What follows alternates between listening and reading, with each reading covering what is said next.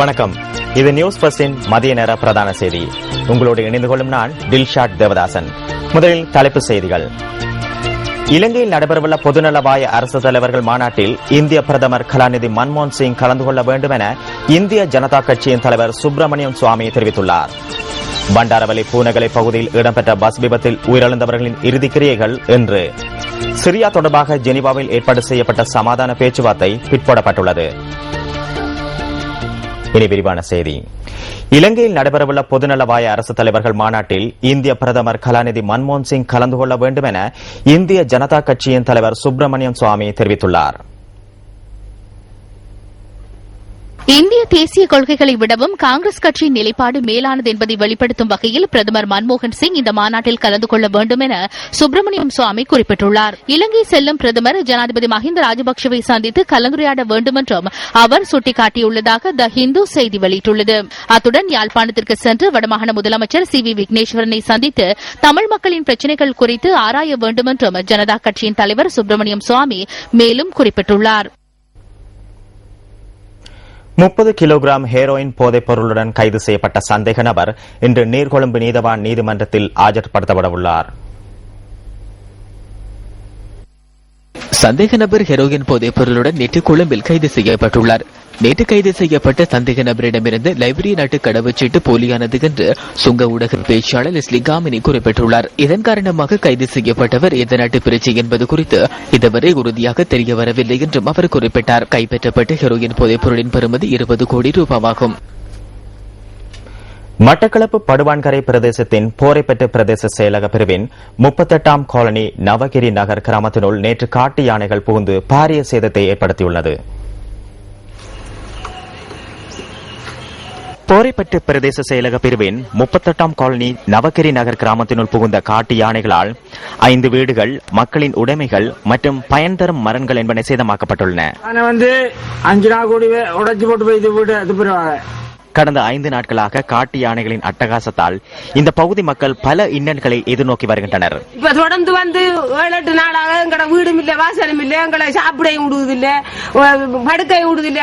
8-9 நாளாக நித்திர கொண்டு நாங்க தீனாவும் ஒவ்வொரு நாளும் இந்த தென்னை மரங்கள் நாங்க உண்டாக வர்றோம். எங்களுக்கு தான் தெரியும், தண்ணி இல்லாம நாங்க அந்த எல்லாம் அள்ளி கொண்டு வந்து உண்டாகிது. இப்ப நாங்க இருக்கிறதா இல்லையா? எங்களுக்கு ஒரு நீதி இல்லையா? மட்டக்களப்பு மாவட்டத்தில் காட்டு யானைகளின் அட்டகாசம் தொடர்ந்த வண்ணம் உள்ளமை குறிப்பிடத்தக்கது. மட்டக்களப்பு கல்லடி பகுதியில் தங்குமிடம் என்ற போர்வையில் நடத்தி செல்லப்பட்டு வந்த விபச்சார விடுதி ஒன்றை போலீசார் முற்றுகையிட்டுள்ளனர். மட்டக்களப்பு நீதவான் நீதிமன்ற உத்தரவுக்கு அமைய போலீசார் மேற்கொண்ட சுற்றி வளைப்பின் போது குறித்த தங்குமிடத்தின் முகாமையாளரும் மேலும் 2 பெண்களும் கைது செய்யப்பட்டுள்ளனர். கைது செய்யப்பட்ட சந்தேக நபர்கள் வவுனியா, மட்டக்களப்பு ஆகிய பகுதிகளைச் சேர்ந்தவர்கள் என போலீசார் தெரிவித்துள்ளனர். கைதானவர்களை மட்டக்களப்பு நீதவான் நீதிமன்றத்தில் ஆஜர்படுத்துவதற்கான நடவடிக்கைகள் மேற்கொள்ளப்பட்டுள்ளன. இந்த சம்பவம் குறித்து காத்தான்குடி போலீசார் மேலதிக விசாரணைகள் மேற்கொண்டு வருகின்றனர். 2012ஆம் ஆண்டு பல்கலைக்கழக அனுமதிக்கான வெட்டுப்புள்ளி இந்த வார இறுதிக்குள் வெளியிடப்பட உள்ளதாக பல்கலைக்கழக மானியங்கள் ஆணைக்குழு தெரிவித்துள்ளது. 24,000 மாணவர்கள் இந்த வருடம் பல்கலைக்கழகத்திற்கு உள்வாங்கப்பட உள்ளதாக பல்கலைக்கழக மானியங்கள் ஆணைக்குழுவின் தலைவர் ஷனிகா ஹிரும்புரேகம தெரிவித்துள்ளார். பல்கலைக்கழக அனுமதிக்காக இம்முறை 55,000 மாணவர்கள் விண்ணப்பித்திருந்தனர்.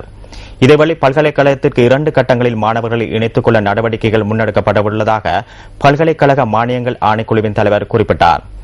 இதற்கு முன்னர் 2 கட்டங்களில் மாணவர்கள் பல்கலைக்கழகத்துக்கு உள்வாங்கப்படவில்லை என பல்கலைக்கழக மானியங்கள் ஆணைக்குழுவின் தலைவர் ஷனிகா ஹிரும்புரேகம சுட்டிக்காட்டினார். கடலதெனிய நுகவெல பகுதியில் லோரி பள்ளத்தில் வீழ்ந்து விபத்துக்குள்ளாகியுள்ளது. நேற்று பிற்பகல் இந்த விபத்து சம்பவம் இடம்பெற்றுள்ளது. குறித்த லோரி பள்ளத்தில் விழுந்த சந்தர்ப்பத்தில் லோரியின் சாரதி லோரியை விட்டு பாய்ந்து உயிர் தப்பியுள்ளார். முச்சக்கர வண்டி செல்வதற்கு இடம் கொடுப்பதற்கு முற்பட்ட சந்தர்ப்பத்திலேயே விபத்து ஏற்பட்டதாக எமது பிராந்திய செய்தியாளர் தெரிவித்தார்.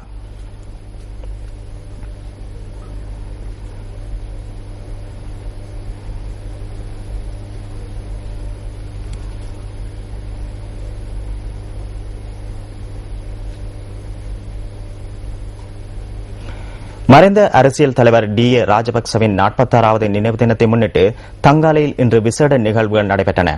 தங்காலை நகர மத்தியில் அமைந்துள்ள அன்னாரின் உருவச்சிலைக்கு ஜனாதிபதி மஹிந்த ராஜபக்ச, முதற் பெண்மணி ஷிராந்தி ராஜபக்ச, சபாநாயகர் சமல் ராஜபக்ச உள்ளிட்டவர்கள் மலர் அஞ்சலி செலுத்தினர்.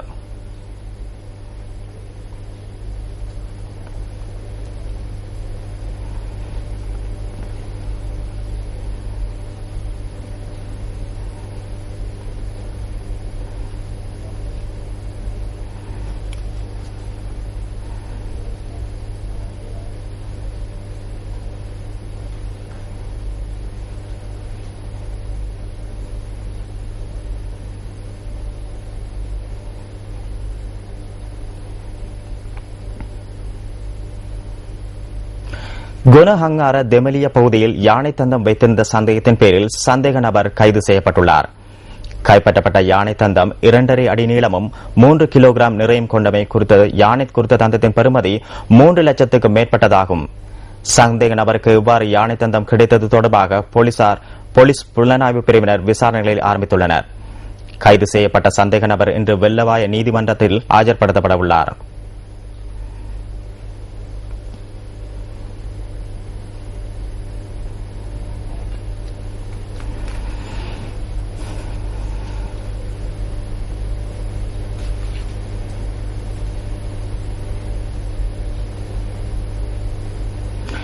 பண்டாரவளை பூனாகலை பகுதியில் இடம்பெற்ற பஸ் விபத்தில் உயிரிழந்தவர்களின் இறுதி கிரியைகள் இன்று பிற்பகல் நடைபெறவுள்ளது. பலகல, பூனாகலை மற்றும் அதிலிவேவ பகுதிகளில் இறுதிக்கிரியைகள் நடைபெறவுள்ளதாக எமது பிராந்திய செய்தியாளர் தெரிவித்தார். இந்த துயர சம்பவத்தினால் பண்டாரவளை நகர் இன்று துயரத்தில் மூழ்கியுள்ளது. நேற்று முன்தினம் மாலை பண்டாரவளை பூனாகலை வீதியின் 9வது மைல்களின் கண்மையில் பஸ் பள்ளத்தில் விழுந்து விபத்துக்குள்ளானது. இந்த விபத்தில் 5 பெண்கள் உட்பட 10 பேர் உயிரிழந்ததுடன் காயமடைந்த 18 பேர் வைத்தியசாலையில் அனுமதிக்கப்பட்டனர். மேலும் ஒரு உள்நாட்டு செய்தி. பொதுநலவாய அரசு தலைவர்கள் மாநாடு நடைபெறவுள்ள காலத்தில் கொழும்பு நகருக்கான போக்குவரத்து திட்டங்கள் தொடர்பாக விளக்கமளிக்கும் ஊடகவியலாளர் மாநாடு நேற்று நடைபெற்றது. அரசு தலைவர்கள் பயணிக்கும் நேரத்தில் சில வீதிகள் மூடப்படும் என போலீசார் தெரிவித்துள்ளனர். பொதுநலவாய அரசு தலைவர்கள் மாநாடு எதிர்வரும் 15ஆம் திகதி தாமரை தடாகத்தின் மஹிந்த ராஜபக்ச அரங்கில் ஆரம்பமாக உள்ளது. பிரித்தானிய இளவரசர் சார்ல்ஸ் பயணிக்கவுள்ள வீதிகள் தவிர ஏனைய அரசு தலைவர்கள் தங்குவதற்கு பெற்றுக் கொள்ளப்பட்ட ஹோட்டல்கள் வரையிலான வீதிகளில் மாற்றமில்லை என போலீசார் தெரிவிக்கின்றனர். பொதுநலவாய அரசு தலைவர்கள் மாநாட்டிற்கு வருகை தரும் அரசு தலைவர்கள் பயணிக்கவுள்ள வீதிகள் தொடர்பாக போலீஸ் தலைமையகத்தால் விளக்கம் அளிக்கப்பட்டது. பிரதான நிகழ்வு ஆரம்பமாக உள்ள எதிர்வரும் 15ஆம் திகதி காலி வீதியின் ஜனாதிபதி செயலகம் முன்பாக அமைந்துள்ள சுற்றுவட்டத்திற்கு அண்மையில் அரசு தலைவர்கள் பயணத்தை ஆரம்பித்து காலிமுகத்திடல் சுற்றுவட்டம், கொள்ளுப்பிட்டி சந்தி, தர்மபால மாவத்தை ஊடாக லிபர்டி சுற்றுவட்டம், பித்தளை சந்தி, ஸ்ரீ மாகஸ் பெர்னாந்து மாவத்தை ஊடாக நூல்நிலைய சந்தி ஊடாக தாமரை தடாகம் வரை பயணிக்க உள்ளனர். ராஜநாயக்கின் படங்கண்ணே மகிதன 9:09 அத்தர வேளா 15ஆம் தேதி அரசு தலைவர்கள் 9 மணியிலிருந்து 9:30 இடைப்பட்ட நேரத்தில் பயணத்தை ஆரம்பிக்க உள்ளனர். இந்த நேரத்திற்கு அரை மணித்தியால முன்பாக குறித்த வீதிகள் மூடப்படும். அரை மணித்தியாலத்திற்கு முன்னர் வீதி மூடப்பட்டு 53 வாகனத்துடனையும் தாமரை தடாகம் நோக்கி பயணிக்கும். இதன் பின்னர் முழு வீதியின் 2 பகுதிகளும் மூடப்படும். சமஸ்த முழு பாரம தெபத்தம வஹலா நடைபெறவுள்ள நியூசிலாந்துடனான கிரிக்கெட் போட்டியை வெற்றி பெறுவதே தமது இலக்கு என இலங்கை அணித் தலைவர் ஆஞ்சலோ மேத்யூஸ் தெரிவித்தார். இலங்கை ஏ அணி மற்றும் இலங்கை கிரிக்கெட் நிறுவன அணியினருக்கும் இடையில் நடைபெற்ற பயிற்சி போட்டியின் பின்னர் அவர் கருத்து வெளியிட்டார்.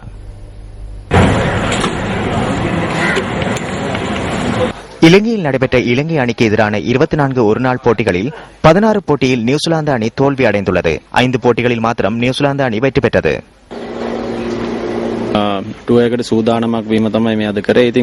நியூசிலாந்து அணியை நாம் இலகுவாக எதிர்கொள்ள முடியாது. நான் நினைக்கின்றேன் நியூசிலாந்து அணியை இலகுவாக தோற்கடிக்க முடியாது. நாங்கள் நன்றாக விளையாடி தொடரை வெற்றி கொள்வதே எமது எதிர்பார்ப்பாக உள்ளது. எமது அணியில் 16 வீரர்கள் பெயரிடப்பட்டுள்ளனர். இத்துடன் நியூஸ் ஃபர்ஸ்டின் மதிய நேர பிரதான செய்தி நிறைவு பெறுகிறது. நியூஸ் ஃபர்ஸ்டின் மணித்தியால செய்தியை 2:25க்கு எதிர்பாருங்கள். வணக்கம்.